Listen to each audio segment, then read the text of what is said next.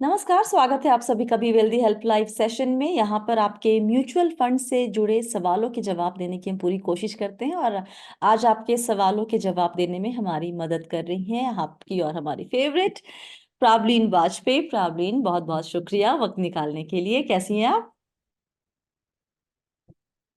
I am good. Swati, आप कैसे हैं? बहुत बढ़िया। चलिए, आगे बढ़ने के पहले एक दरख्वास्त आप सभी से कि जरा बी वेल्दी चैनल का जो सब्सक्राइब टैब है ना, उस पर टिक टिक टिक कर देंगे तो आप सब्सक्राइब कर लेंगे चैनल को। और उसके बाद हम जो भी अपलोड करेंगे उसकी जानकारी आप तक सबसे पहले पहुंच जाया करेगी, तो वो जरूर करें। और अब हम शुरू करते हैं सवाल जवाब का सिलसिला। पहला सवाल, नाम नहीं पता, उनके इनिशियल्स है मेरे पास, प्रॉब्लम पीजी। पीजी ने अपना सवाल भेजा है कि सवाल ये है कि जो म्यूचुअल फंड में, खासकर इंटरनेशनल फंड की बात कर रहे हैं वो, कि वहां पर जो ये लिमिट लगा दी गई थी कि $7 बिलियन या $1 बिलियन ईटीएफ वाले में, अब दोनों जगह रोक लग गई है कि भैया आप वहां पे नया निवेश नहीं ले सकते। बोले ये जो एक्शन है ये रेट्रोग्रेड एक्शन है और not in line with the free market economy. उस पे आपकी राय जानना चाहूंगी कि क्या आप इनकी बात से सहमत हैं? अगर हाँ तो क्यों, और नहीं तो क्यों? स्वाति, यस, इसका थोड़ा सा पहले मैं बैकग्राउंड देती हूँ। ये फर्स्ट टाइम जो चीज थी कि कोई पाबंदी लगी है, आई थिंक हमने 2022 में 22 देखी। में देखी थी। जब अराउंड द सेम टाइम, जनवरी फरवरी में हम्म। हमें बताया गया कि म्यूचुअल फंड्स की अपनी जो 7 बिलियन वाली लिमिट है उसको पहुंच रहे हैं, और काफी सारे म्यूचुअल फंड्स ने उस टाइम पे इनफ्लोज बंद कर दिए। हम्म। सो और अब 24 में भी सेम चीज है, जो ईटीएफ्स वाला 1 बिलियन का ब्रैकेट है वो ब्रीच हो रहा है। सो ब्रॉडली अब तक इंडिया में 2007 में जो लिमिट बनाई थी, पहले ये 4 करोड़ 4 बिलियन थी, 5 बिलियन हुई, ऐसे करके अराउंड 2007 में ये जाके ओवरऑल 8 बिलियन पे सेट हुई। 7 बिलियन फॉर जहाँ पे फंड हाउसेस दूसरे म्यूचुअल फंड्स में लगा रहे हैं, डायरेक्ट अपने ब्रोकरेजेस खोल के डायरेक्ट स्टॉक्स के थ्रू, जो बाहर के स्टॉक्स के थ्रू इन्वेस्ट कर रहे हैं। और हम्म। एक ये दूसरी 1 बिलियन की लिमिट बनाई गई, जहां अंडरलाइंग आप ईटीएफ में इन्वेस्ट कर रहे हैं जी। किसी बाहर के। हम्म। पहले हमने दूसरी लिमिट को ब्रीच होते देखा, और उसके बाद क्या हुआ, इनफ्लोज इधर आने लगे। अब जहां तक रेट्रोस्पेक्ट, मतलब एक रिग्रेसिव काइंड ऑफ, अगर हम इसको मान के चले, स्टेप है या नहीं है। पहले तो इसका इम्पैक्ट इन्वेस्टर्स पे क्या हुआ, जब इसकी लिमिट 2022 में ब्रीच हो रही थी, that was a very bad time.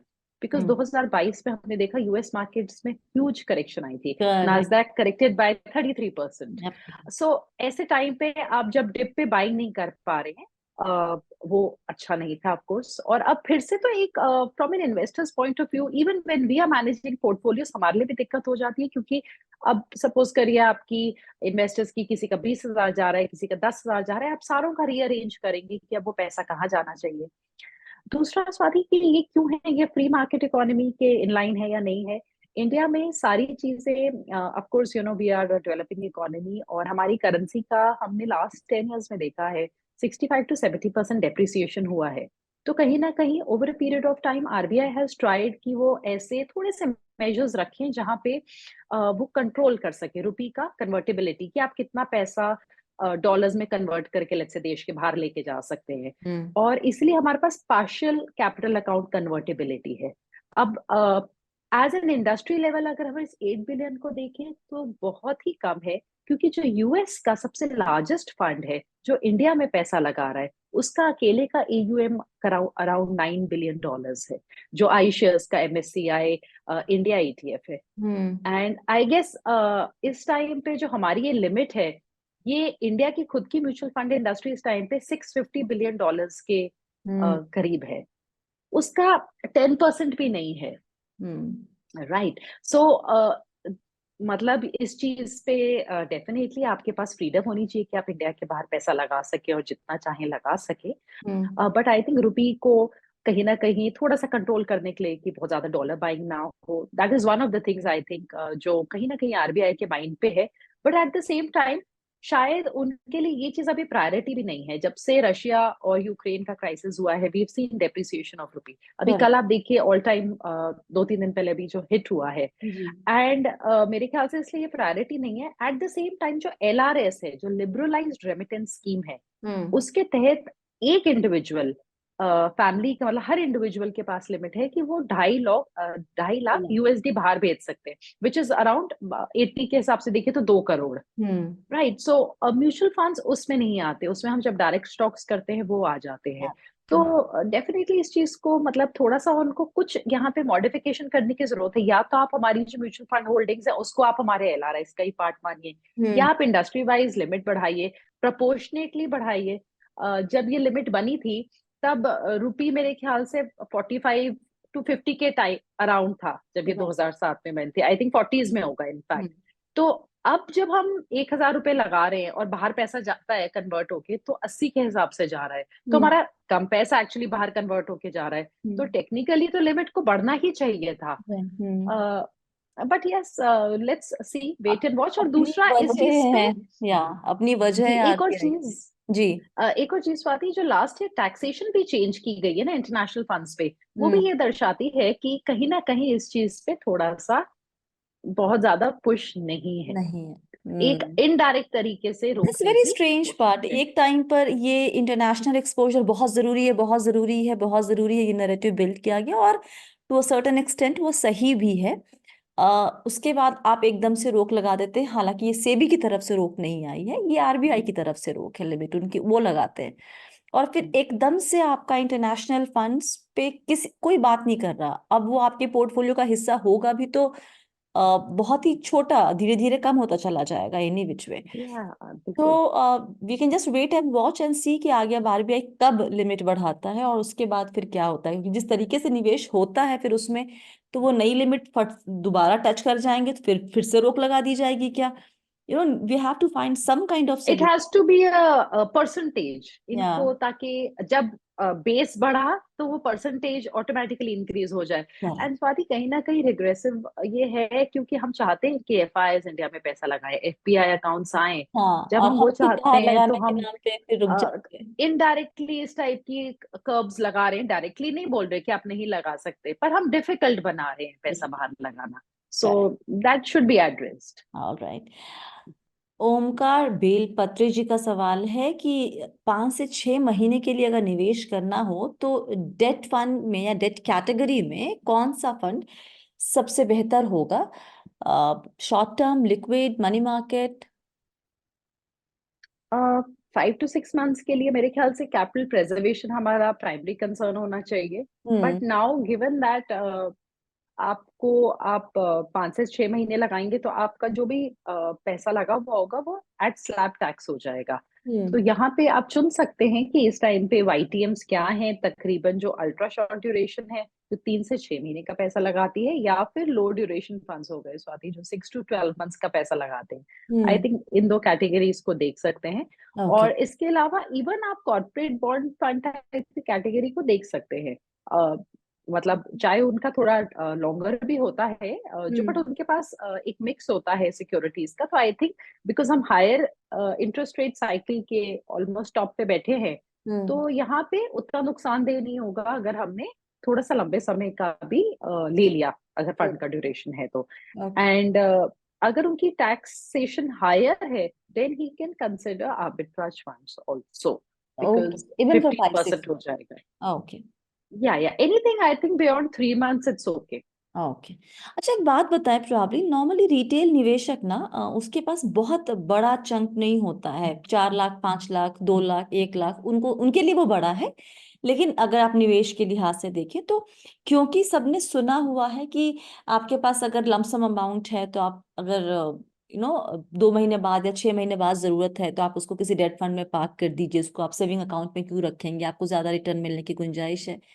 लेकिन अगर आप कैलकुलेट करेंगे 2 या 4 महीने के लिए, 1 लाख, 2 लाख या 3 लाख पे बहुत मेजर कुछ ऐसा डिफरेंस देखने को नहीं मिलता। तो आई फील कि अगर अमाउंट बहुत बड़ा नहीं है तो अपने पास ही रखिए, क्यों यहाँ वहां करेंगे और हैसल होंगे और डाउट में रहेंगे कि पता नहीं क्या सही है और क्या गलत है, सही जगह पार्क किया है कि नहीं किया है।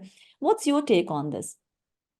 आई थिंक सॉरी डिपेंड्स। सपोज करिए ये ऑलरेडी लगाते रहे हैं म्यूचुअल फंड्स में, फोलियोज बने हुए हैं, ही हम्म। अंडरस्टैंड्स लाइक कि एक क्लिक पे ही लगा देना है, तब तो हम्म बिल्कुल ठीक है कि चाहे आप डेट फंड्स में लगा दो। पर हम्म लेट्स से कोई नए इन्वेस्टर है, उनको हमने बोला है कि भाई डेट फंड्स बेटर होते हैं, ये है वो है, अभी हाई इंटरेस्ट रेट है, नीचे चला जाएगा, let's say he is heard of all of this, then I would say कि 5-6 मंथ्स की ड्यूरेशन के लिए इतना एफर्ट करने की जरूरत नहीं है। आप 6 महीने की अपनी एफडी बुक कर लीजिए, हम्म बिकॉज इस टाइम पे टैक्सेशन सेम है। सो अगर आपको 7-7.5% वहां भी दे रहा है, whatever for 6 months they are giving, आप वो भी कर सकते हैं। तो जैसे आप बोल रहे हो ना कि कन्वीनियंस हासिल फ्री रखना, वैसे ही हर की लाइफ इतनी बिजी है, तो या उसके बीच में उसको अननेसेसरली कॉम्प्लिकेट ना करें कि हमें 0.25% कहाँ पे एक्स्ट्रा या कम मिल रहा है।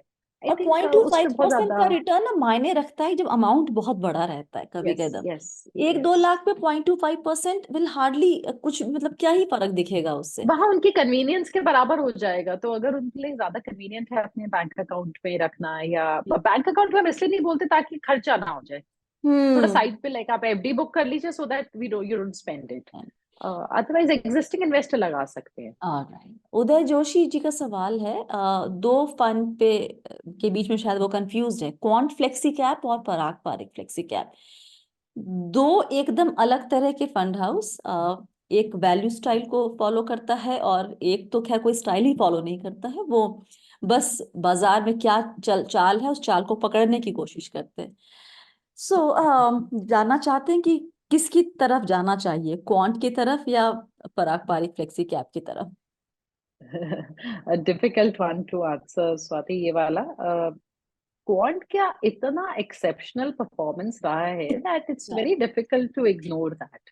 और correct. Touchwood I think consistency से दे भी रहे हैं। तो हम्म उनका जो वो एग्रेसिव अप्रोच है कि हम बाइंग एंड सेलिंग थोड़ी एग्रेसिव करेंगे, बिकॉज आप उनके टर्नओवर्स देखो सो हायर हाईएस्ट होते हैं, in the that industry has है। वर्कड। या yes yes, that works in their favour. At the same time Parag Parekh एकदम, उनका तो सिंबल ही टॉर्टोइज है, तो बिल्कुल आराम से चलने वाला फंड हाउस है, स्कीम्स भी नहीं जल्दी जल्दी निकालते। Hmm so very very different. अगर हम रिटर्न्स के लिहाज से देखें तो we will see out performance from quant. Quant. And ज्यादातर इन्वेस्टर्स रिटर्न्स को ही देखना चाहते हैं, चाहे हम्म हम रोलिंग रिटर्न के बेसिस पे देखें, एसआईपी रिटर्न्स में देखें, क्वांट आउट परफॉर्म करता है। But at the same time अगर हम परफॉर्मेंस ड्यूरिंग ड्रॉ डाउन्स देखें, तो लेट्स से कि अच्छी मार्केट्स में क्वांट ने 5% एक्स्ट्रा दिया है, तो ड्रॉ डाउन्स में जो मैक्सिमम अगर हम 2013-14 से देखें, जो क्वांट और पराग पारिक के बीच में डिफरेंस है ड्यूरिंग मार्केट फॉल्स, वो 10-10% का है। यानी वो कि पराग पारिक अगर 30% गिरा है तो वो 40 गिरा है। 40। अगर यहाँ पे 18 गिरा है तो वो 23-24% गिरा है। तो हम्म आपका क्या रिस्क टेकिंग एबिलिटी है, आप कितना वोलेटिलिटी सहन कर सकते हैं, उस पर डिपेंड करेगा। ऑफ कोर्स ज्यादा वोलेटाइल फंड अगर हम देखें तो कई बार एसआईपी के लिहाज से अच्छा भी रह सकता है, बिकॉज हम्म आपका you're really buying at lows जब मार्केट हम्म गिरती है। Hmm but it's a tough choice to make. अगर हम सॉर्टिनो रेशियो को देखें ना, जो हमें downside and upside standard deviation को मतलब सेपरेट आउट करके बोलता है, उसमें actually Parag Parikh does better. Hmm तो आई विल से कि थोड़ा सा आप चेक कर लो आपका इन दोनों फंड्स का कॉम्बिनेशन, जो आपका एग्जिस्टिंग पोर्टफोलियो उनके साथ कैसा चल रहा है। हम्म मतलब जब वेन इन डाउट स्वाति, तो वो इजी रहता है कि आपके बाकी एग्जिस्टिंग फंड्स क्या है। हम्म लेट्स से कि पराग पारेख के साथ 60% ओवरलैप हो रहा है, या बाकी फंड हाउसेस भी थोड़े वैल्यू इन्वेस्टिंग की तरफ वाले हैं उनके पोर्टफोलियो में, then he can go with quant. और अगर ऑलरेडी कुछ क्वांट का ले रखा है, तो या फिर फिर थोड़े डिफरेंट टाइप के फंड हाउस है जो उसी स्ट्रैटेजी पे चल रहे हैं, then I think Parag Parekh. Okay. Savita Sharma ji का सवाल है कि स्टेप अप प्रोसेस कैसे करें अपने म्यूचुअल फंड इन्वेस्टमेंट में। क्या शुरू में ही ये चीज करनी होती है जब आप शुरू कर रहे थे नया निवेश, तो उस वक्त बताना होता है कि 5% 2% जो भी है, जो ऑप्शन आपको होते हैं, या फिर शुरू करने के 1 साल या 2 साल के बाद भी आप स्टेप अप को इंक्लूड कर सकते हैं, ऐड कर सकते हैं। So Swati, I think it depends on the platform जो आप यूज कर रहे हैं। ओके। कई जगह पे हमें स्टेप अप का ऑप्शन वो शुरू में दिखा सकता है, जैसे हम अपने इन्वेस्टर्स के लिए करते हैं, हम उसको मैनुअली सेट करते हैं ड्यूरिंग रिव्यूज कि ओके। अगर वो करना चाहते हैं। So it will depend. कुछ प्लेटफॉर्म्स है जो ऑटोमेटेड ऑप्शन भी दे देंगे कि आप हम्म चल मतलब फाइव मतलब अमाउंट से भी दे देते हैं, कई जगह परसेंटेज से दे देते हैं। हम्म स्टेप अप आप चूज करिए, तो it will depend on which platform Savita ji is using. Using हाँ जी। और फंड हाउस वाइज भी आप इनकी वेबसाइट्स देखेंगे ना, तो थोड़ा सा डिफरेंस होता है हम्म कि जब हम अपनी एसआईपीज वगैरह को रजिस्टर करते हैं। बट आई थिंक आप इस माइंड को लाइक वो या तो फाइनेंशियल ईयर के साथ इसको जोड़ ले कि सपोज आज 10,000 डाले हम्म और उनने ये सोचा है कि मैं every year I will increase it by 10%। हम्म तो अगले साल अपने आप उसको 11 कर दें, हम्म और उसके अगले साल जब 10 और बढ़ाएंगे तो बेसिकली आप 11 का 10% बढ़ा रहे हो, तो आपका थोड़ा 12 के ऊपर चला जाएगा। राइट, तो मतलब because question is 10% of. Probably here कि क्या बाद में भी कर सकते हैं सेट, क्या शुरू में ही करना या बाद में ऐड कर नहीं नहीं, सकते हैं? आई थिंक आप अपनी एसआईपी का अमाउंट ही चाहे मैनुअली चेंज कर दीजिए बाद में। बाद में। That is possible. हाँ जी। आप ओके। तो उसमें शायद आपके पास फ्रीडम रहेगी। अभी आप शुरू में सोच के चल रहे हैं कि मैं 5% से स्टेप अप करूं, क्या पता आपके पास 10% का स्कोप हो तब इंक्रीज करने का। So correct. But primarily it will depend on the platform Swati. But step up is a great option. 10 साल में, सॉरी 15 ईयर्स में, अगर हम 10,000 की एसआईपी कर रहे हैं, हम्म 12% के रिटर्न पे हमें 50 लाख बना के देती है। अगर जी। हमने 10% का स्टेप अप कर दिया तो करीबन 87 लाख बन जाते हैं। So hmm of course it works wonderful. पर यस। जितना लंबा टाइम होराइजन होगा उतना बेटर वर्क बेहतर। करेगी। अभिषेक का सवाल है कि अगर किसी फाइनेंशियल ईयर में हम किसी भी म्यूचुअल फंड में से 1 लाख का प्रॉफिट रिडीम करके उसको इक्विटी लिंक सेविंग स्कीम में डाल दे तो क्या एटीसी का बेनिफिट मिलेगा?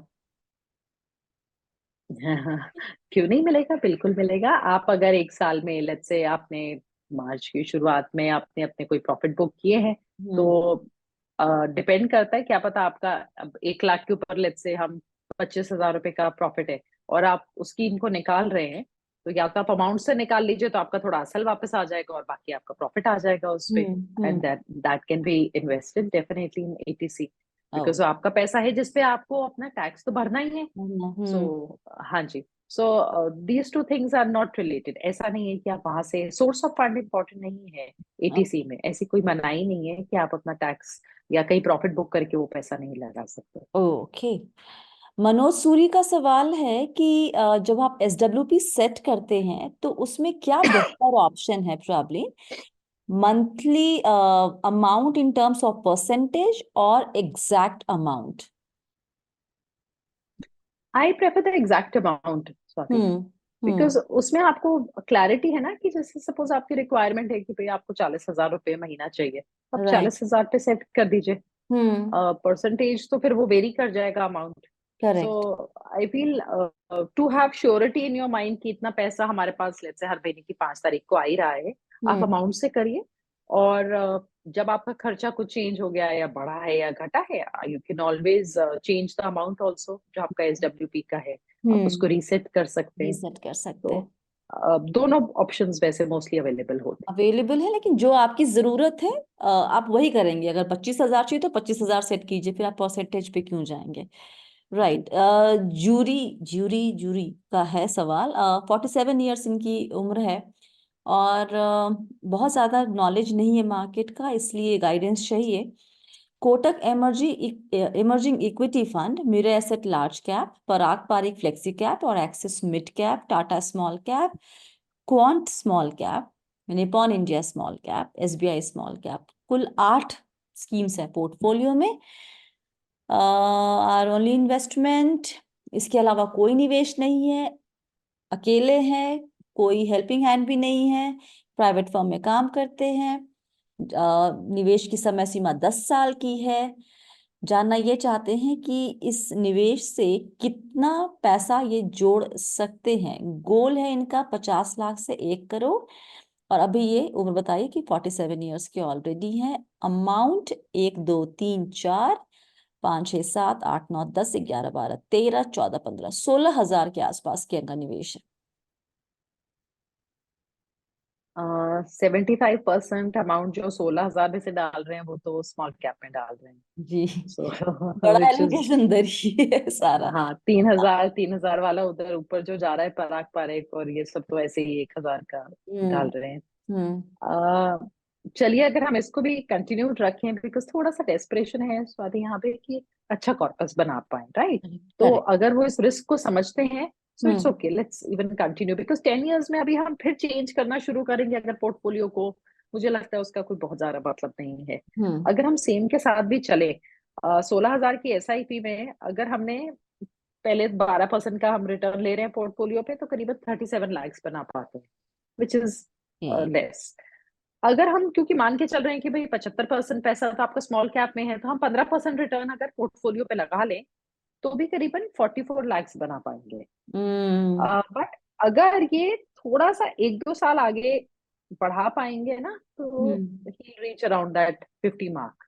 सो ओके। थोड़ा सा स्टेप अप यहाँ पे चाहिए। और कर। बहुत ज्यादा स्टेप अप की मैं नहीं बोलूंगी, मतलब बेटर है कि स्टेप अप से ज्यादा कि एक साथ, मतलब अगर ये 16 को 18 कर पाए या हम्म। 20 कर पाए, that will be better. Because hmm. इस स्टेप अप करने के लिए भी जितना टाइम पीरियड हो उतना उसको कंपाउंडिंग मिलेगी, बिकॉज दस कर। बीस साल का समय है। तो हम्म। जो लास्ट की लेट से 3-4 साल की एसआईपीज होंगी उनको तो बहुत ही कम टाइम कम मिलने वक्त वाला है। मिलेगा। हाँ जी। अब एक साथ तब भी ना निकालें, ऑफ कोर्स थोड़ा पैसा निकाल लें, उस टाइम पे अपना प्लान करेंगे जब अपनी रिटायरमेंट। बट मेरे ख्याल से थोड़ा सा निवेश बढ़ाने की जरूरत है। एंड हाई रिस्क पोर्टफोलियो है, I hope he understands. Otherwise सारे फंड्स ठीक है, मतलब फंड्स में कोई बुराई नहीं, जस्ट 70%, 75% एलोकेशन स्मॉल ये कैप्स में अकेले जितना ही है। भी स्मॉल कैप वाला जितने ही पोर्टफोलियो आते हैं ना प्रॉब्लम, और उसमें जहां पर भी दो या तीन या चार स्मॉल कैप दिख रहे हैं, वो सारा निवेश ना पिछले 2023 से शुरू हुआ है, 2024 की शुरुआत में किया हुआ है। मैक्सिमम पोर्टफोलियो में वो केस देखने को मिल रहा है। एब्सोल्युटली एब्सोल्युटली, कहीं और ना कहीं स्वाति हम चाहते ना चाहते ना, जो हमारे इर्द गिर्द हो रहा होता है, we get influenced by that. See as an investor, जैसे कह रहे हैं इतनी नॉलेज नहीं है, ये इनोसेंट मिस्टेक्स होती है कि हम्म। उनको शायद लगता है कि अरे I am not investing in the right scheme, मैं अच्छी वाली में डाल दूं, वो अपनी तरफ से अच्छा ही कर रहे हैं अपने अच्छा ही लिए। सोच के कर बट रहे हैं, जस्ट हाँ दैट हाँ, कि बट एक चीज है कि यहाँ पे आप घबराए ना, क्योंकि हम्म। अगर नेगेटिव में पोर्टफोलियो गिरा तो बहुत बुरी तरह जाएगा। बट या अगर ये बने रहे तो इनका एक साइजेबल कॉर्पस बन सकता है, 10 साल है तो ये रिस्क ले सकते हैं, पर डटे रहना है, मतलब sorry, that is very important. या या आखिरी सवाल जितेंद्र जी का सवाल है। 50 साल at the I am at the age 50 want to retire. अच्छा, 50 साल की उम्र में ही रिटायर होना चाहते हैं अब। What should be my asset allocation? Will need 50,000 per month with capital protection. What will be required corpus? I have no liabilities. अपना घर भी है। खुद के लिए जो एसेट एलोकेशन देखा है इन्होंने, फिगर आउट किया है, 25% equity, 10% gold, 20% commercial real estate और 45% इन डेट। इन कितना, पहली बात तो कितना कॉर्पस चाहिए इनके पास होना चाहिए जो 50,000 पर मंथ की इनकी रिक्वायरमेंट को पूरा कर सके। अब इनने कोई अमाउंट अपना दिया नहीं है ये स्वाति तो कि खुद ही इनके है जानना चाह कितना रहे हैं कि पैसा, कॉर्पस राइट? इतना रिक्वायर्ड है। पर ये साथ साथ रिटायर भी होना चाहते हैं, तो अब पैसा बनाने का आई गेस कोई तरीका तो है नहीं, यानी कि नहीं। जितना है उसी में मैनेज करना है। तो I think more than asset allocation, जैसे आपने बोला, पहले तो ये पता होना चाहिए हमें कितना चाहिए।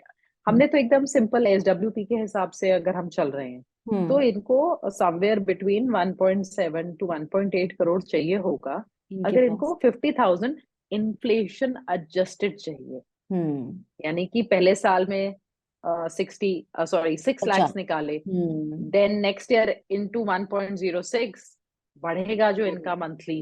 तो हम्म। अगर हम उसको इन्फ्लेशन एडजस्टेड लेके चल रहे हैं, बिकॉज इज ओनली 50, और हम अपने इर्द गिर्द, मतलब आप अमेरिका के प्रेसिडेंट को देख लीजिए, अबव 80, सो हम 90 की भी अगर लॉन्जेविटी लगा के चलें, और या 40 years into retirement, Swati, is a very very long time. या तो मोर देन एसेट एलोकेशन, पहले तो इनको ध्यान देना है कि क्या है इनके पास इन्फ्लेशन एडजस्टेड उतना पैसा जनरेट हो पाएगा, वरना हम्म। अभी he still young, may be और 5-7 साल 10 साल काम कर सकते हैं। क्या रश है और रिटायरमेंट के लिए अभी हाँ तो। जी, और commercial property can be, real estate can be a good idea, because आपको कुछ रेंटल इनकम आ सकता है, पर रेंटल इनकम भी आपका टैक्सेबल होता है, और क्या उतना पैसा लगा पाएंगे कि इतना ज्यादा रेंटल इनकम आ पाए? सो या theoretically what he saying is good, क्योंकि हमें रिटायरमेंट में अपना पैसा ऐसे ही लगाना चाहिए कि भाई हमें ग्रोथ में भी डालना है, हमने डिफरेंट बकेट्स बना ली।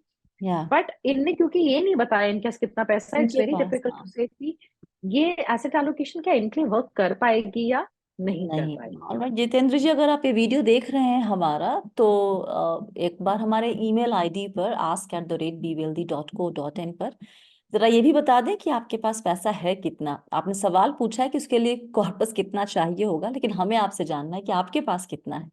तो एक हमने आपको मोटा मोटी आइडिया दिया है कि आपके पास इतना कॉर्पस होना चाहिए। तो अगर आप बताएंगे तो हमें आपको जवाब देने में थोड़ी सहूलियत हो जाएगी। थैंक यू सो मच प्रॉब्लिन, सभी सवालों के जवाब देने के लिए।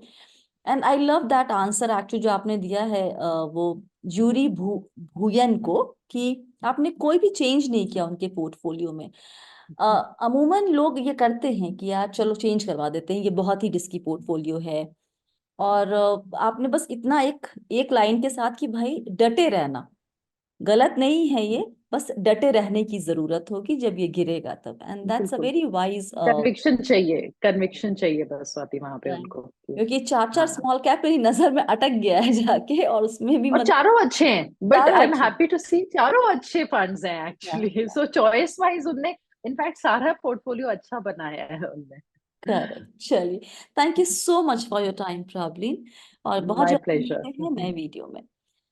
थैंक और यू। इसके साथ, सॉरी और इसके साथ ही आज हमारा ये सेशन यहीं पे ख़त्म होता है। और आपके पास अगर सवाल है तो आप नीचे कमेंट कर सकते हैं, या फिर आप हमें भेजिए ask@bwealthy.co.in पर।